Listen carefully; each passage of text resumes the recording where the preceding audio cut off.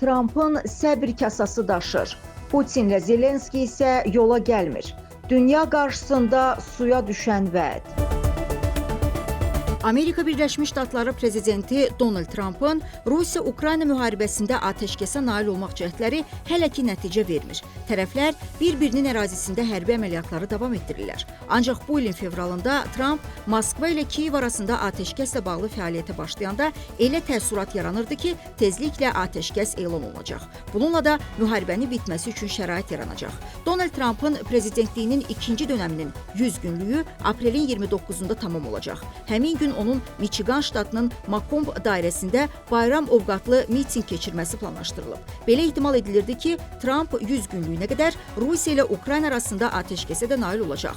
Proses başlayanda Moskva elə zənn eləyirdi ki, Kiyev atəşkəsə razılıq verməyəcək. Bununla da Trump'ın sülhsevər cəhdinin baş tutmamasının məsuliyyəti Ukrayna hakimiyyətinin üzərində qalacaq. Ancaq bu baş vermədi. Ukrayna atəşkəsə razılıq versə də Kreml bilirsiniz, ancaq gərək kimi sözlərlə bu rejimdən boyun qaçırmaq istədiyini gizlədə bilmədi. Ötən gün ilk dəfə Rusiya prezidenti Vladimir Putin atəşkəsə razılıq vermək istədiklərini açıqlamışdı. Ancaq elə həmin gün gecə saatlarında Rusiya Federasiyasının silahlı qüvvələri Kiyevə raket hücumu eləyib.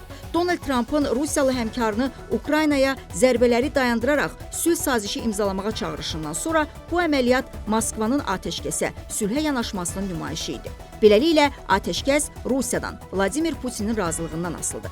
Qərb blokunun Ukraynaya başlıca təzyiqi ərazi güzəşti etməsi ilə əlaqədardır. Elə aprelin 23-də Londonda Amerika Birləşmiş Ştatları, Almaniya, Böyük Britaniya və Ukrayna Xarici İşlər Nazirləri görüşünün təxirə salınmasına başlıca səbəb də bu sayılır. Trump'ın sülh planına aprelin 25-də Amerika Birləşmiş Ştatları prezidentinin xüsusi nümayəndəsi Steven Witkoff'la Vladimir Putinin görüşündə də müəyyən aydınlıq gələ bilər. Odur ki, atəşkəsin baş tutmasına maneələri belə sıralamaq olar. Rusiyanın Ukrayna ərazisinə münasibəti, işğal və ilhaq olunmuş torpaqları özününküləşdirilməsi, ilhaqı, Rusiyanın üstün mövqeyi əldən vermək istəməməsi, Moskvanın Kiyevi kapitulyasiyaya məcbur etmək cəhdi, Amerika Birləşmiş Ştatları və Avropa İttifaqının Rusiyaya tətbiq etdiyi sanksiyaları Moskvanın ləğv etdirmək istəyi, Zelenskinin prezidentliyinin legitim olmadığının bəhanə gətirilməsi, Ukraynanın ərazi bütövlüyü və təhlükəsizliyinə Amerika Birləşmiş Ştatları ilə Avropadakı müttəfiqlərinin fərqli münasibəti, Amerika Birləşmiş Ştatları ilə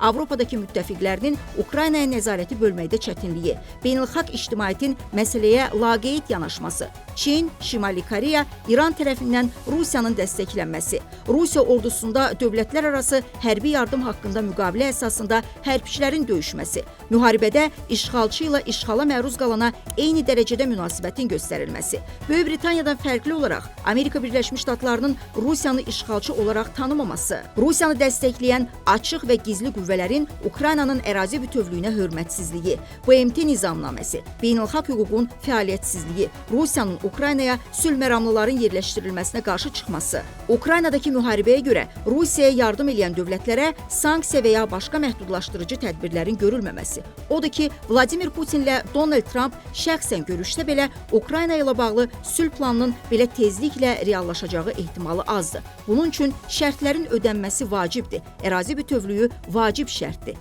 Hər iki tərəf isə iddiaçıdır. Sədrəddin İsmailov, Leyla Mehdi qızı, Report.